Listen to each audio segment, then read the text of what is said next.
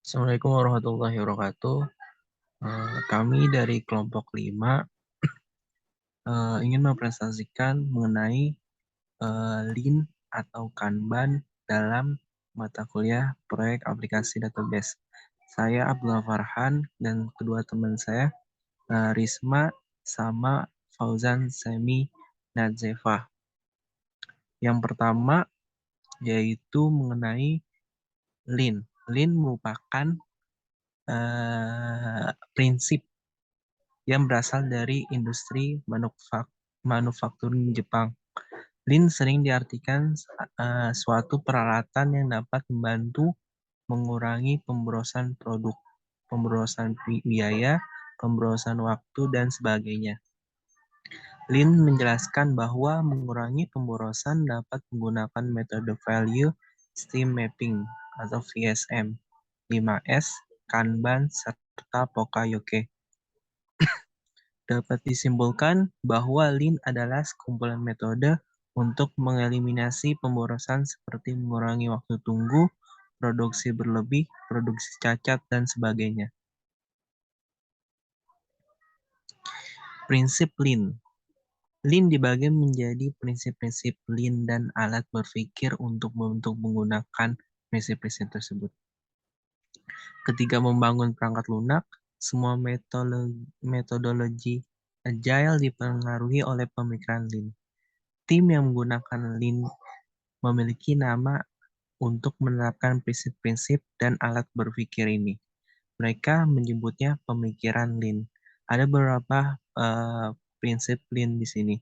Pertama, eliminate waste, amplify learning, decide as late as possible, deliver as fast as possible, empower the team, build integrity in, see the world.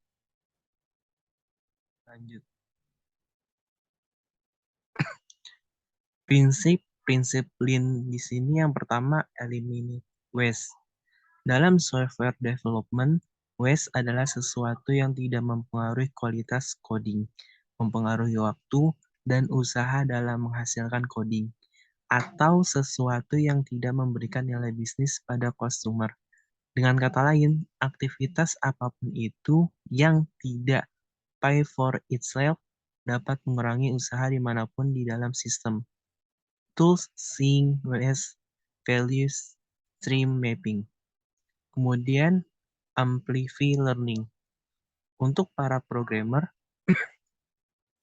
mengembangkan sebuah sistem yang memberikan nilai bisnis, mereka harus belajar banyak hal, di antaranya berupa teknikal, seperti kelebihan dan kekurangan pada beberapa pendekatan yang akan dilakukan pada remote communication dalam .NET. Contoh remoting, COM plus web service, dan lain-lain. Dan lainnya adalah kebutuhan terkait, seperti memahami apa yang pengguna bisnis benar-benar butuhkan, dan apa yang pengembang pikirkan untuk kebutuhan pengguna. Toolsnya feedback, iteration, synchronization, state-based development. Lanjut.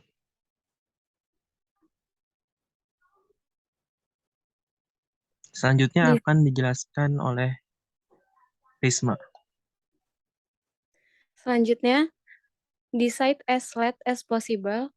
Gagasan itu adalah menunggu sampai apa yang disebut dengan istilah the last responsible moment untuk membuat sebuah keputusan, di mana jika tim tidak membuat keputusan, keputusan akan dibuat untuk mereka. Manfaatnya adalah untuk menghindari atau menunda biaya perubahan yang tidak jelas yang dapat terjadi jika belum membatasi pilihan. Tools, option thinking, the less responsible moment, dan making decision. Selanjutnya, deliver as fast as possible. Menguatkan tim. Kualitas sebuah tim perangkat lunak atau faktor manusia merupakan unsur yang paling penting dalam keberhasilan dalam menghasilkan sebuah software.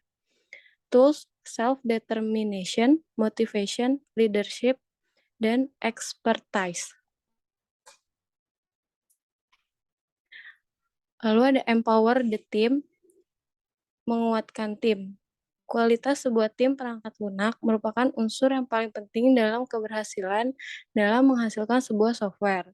Toolsnya self-determination, motivation, leadership, dan expertise. Build integrity in, membangun integritas.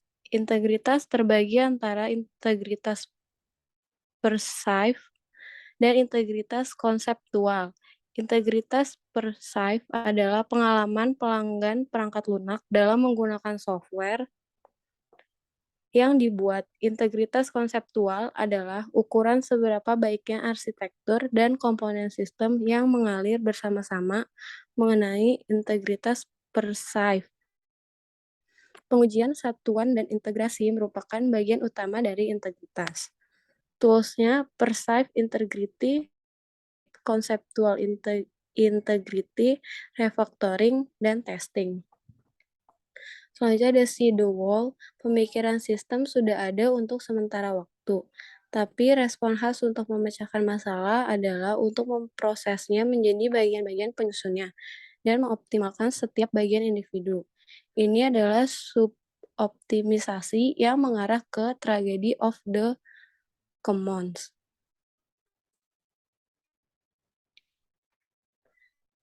Keuntungan Lean, yang pertama itu produktivitas meningkat, peningkatan kualitas, meningkatkan keuntungan, peningkatan penjualan, meningkatkan nilai perusahaan, mengurangi persediaan, pengurangan waktu pengiriman, dan pengurangan biaya produksi.